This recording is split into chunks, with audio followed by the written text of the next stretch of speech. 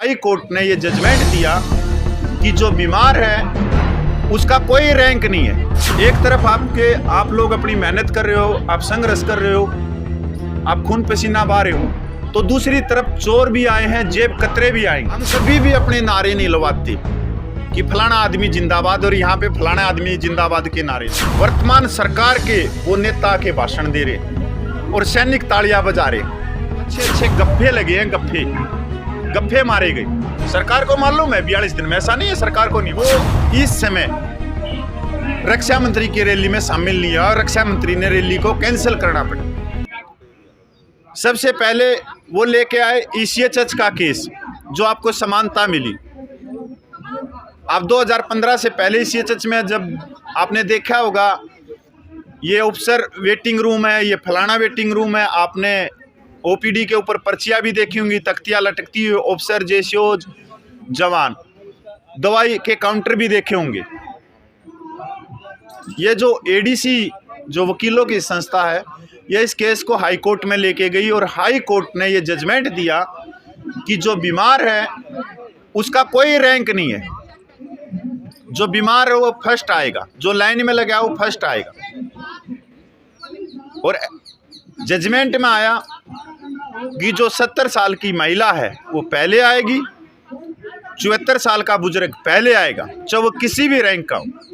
तो ये केस उन्होंने दिए हैं, ऐसी सोसाइटी ने, जिस सोसाइटी ने 1 रुपया नहीं लिया आज तक। उसके बाद में 1 रैंक 1 पेंशन आई, 1 रैंक 1 पेंशन तो मिल गई। उसके बाद में एक जो विसंगतियां रह गई थी, 1 सदस्यीय कमेटी का गठन हुआ। वो 1 सदस्यीय कमेटी दिल्ली में बैठ के व्यू लिख रही थी और वो लिख रही थी रिटायर्ड अफसरों का। जो वकीलों की संस्था है ADC, इसी केस को लेके हाई कोर्ट में गई और उस 1 सदस्यीय कमेटी की दौड़ पूरे देश में लगवाई। वो देहरादून में भी आए, चंडीगढ़ में आए, चेन्नई में भी गई। ये होती हैं जवानों की संस्था। उसके बाद में दिल्ली यूनिवर्सिटियों के अंदर पूरे सैनिकों के बच्चों को कोटा नहीं मिलता था। ADC जो वकीलों की संस्था है, वो इस केस को दिल्ली हाई कोर्ट में लेके गई और हमारे बच्चों को 5% कोटा मिलने लग गया पूरे देश का, क्योंकि ये केंद्रीय है, ये केंद्र शासित प्रदेश है। इसमें ये नहीं कि वो दिल्ली में के जो सैनिक उन्हीं बच्चों को, नहीं, पूरे देश के सैनिकों के बच्चों को। ये उनके केस, इसके अलावा भी उनके 2-3 केस और हैं, ऑनरेडी के हैं। एक सर्कुलर नंबर निकलवा था, वो करोड़ों रुपया उन्होंने दिलाया सैनिकों को। वहीं पर कुछ ऐसी संस्था भी आई जब ये हमारे संघर्ष से, क्योंकि देखो सर, समुद्र मंथन में भी एक तरफ अमृत निकलता तो दूसरी तरफ जहर निकलता है। ये प्राकृतिक का नियम है।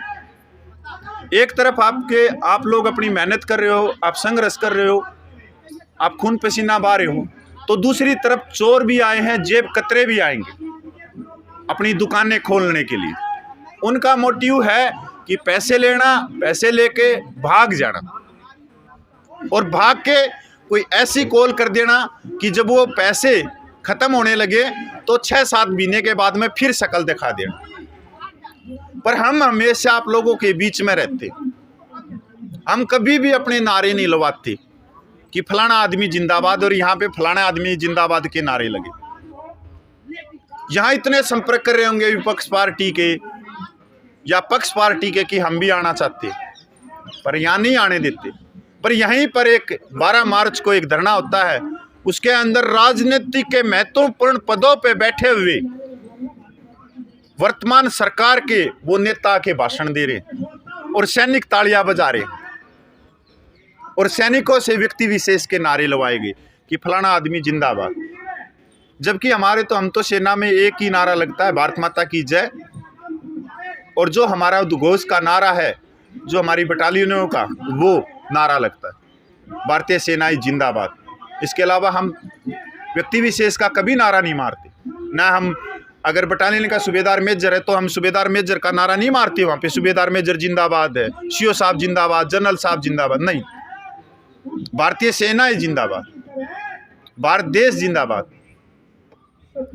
तो मैं उत्तराखंड के जितने भी हमारे चंदन साहब जी आए हुए हैं और आज एक मैसेज भी डलवाते हैं कि उत्तराखंड के जो बुजुर्ग सैनिक हैं और यहाँ बैठे हुए हैं, तो मैं इतनी रिक्वेस्ट करता हूँ कि आप लोग मैसेज दो, स्ट्रॉन्ग दो कि हमारे नाम से यहाँ पर्चियाँ काटी जा रही उत्तराखंड में। कल की है जब ये 20 फरवरी को धरना चला तो हमारे केरला के हैं मलयालम में मैसेज वायरल कर दिए। अभी वो हमारे को तो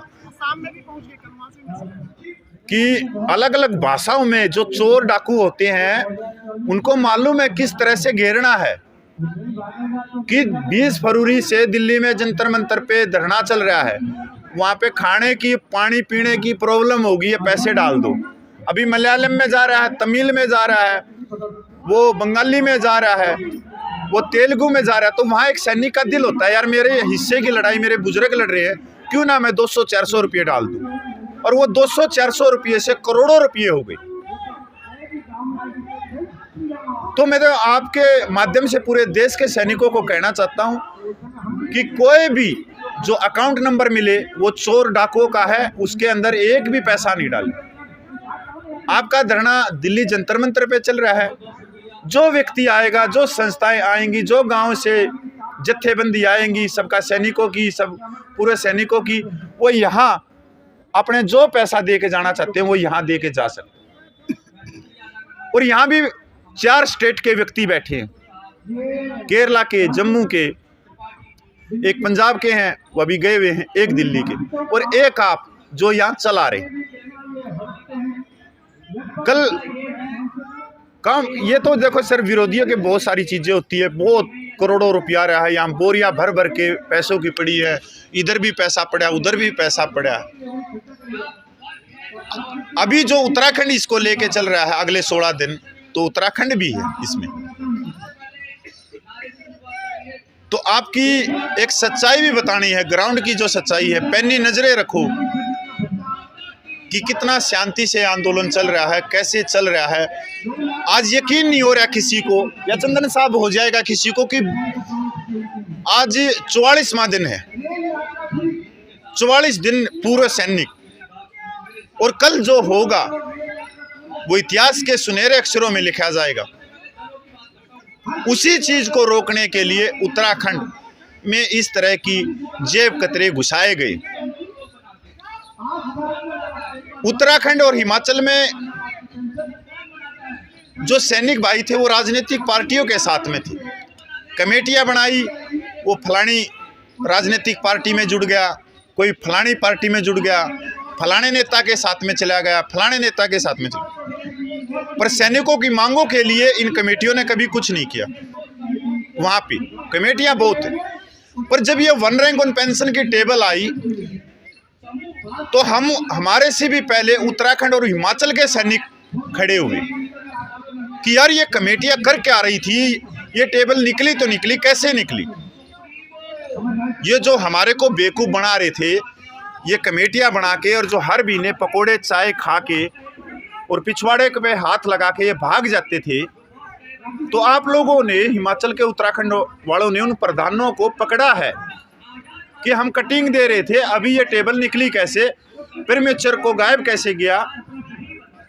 जेसो रैंक की 1 रुपये की बढ़ोतरी नहीं है, वीर नारियों की बढ़ोतरी नहीं है, डिसेबल सोल्जर है जो 11-12 साल में दोनों पैर नहीं है, हाथ नहीं है, उनकी 32 रुपया बढ़ोतरी है। तो ये वन रैंक वन पेंशन आखिर थी किसके लिए, गई कहाँ पे।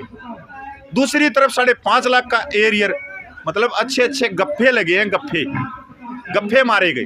सरकार को मालूम है 42 दिन में, ऐसा नहीं है सरकार को नहीं मालूम। 23,000 करोड़ रुपया दिया। अभी 3-4 दिन पहले की न्यूज़ थी कि 23,000 से बढ़ के 28,000 करोड़ हो गया, और सैनिक 42 दिन से यहाँ बैठे।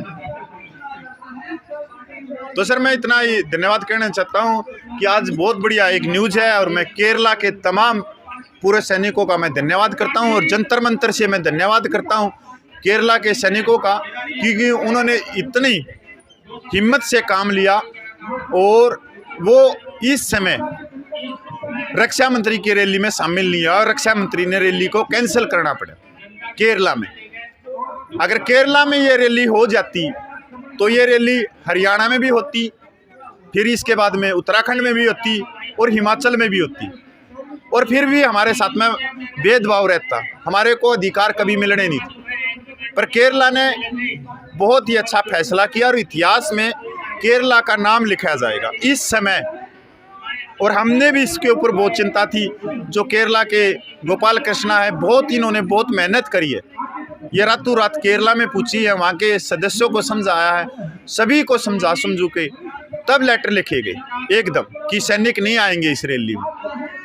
तो सर मैं धन्यवाद करता हूँ। जय हिंद।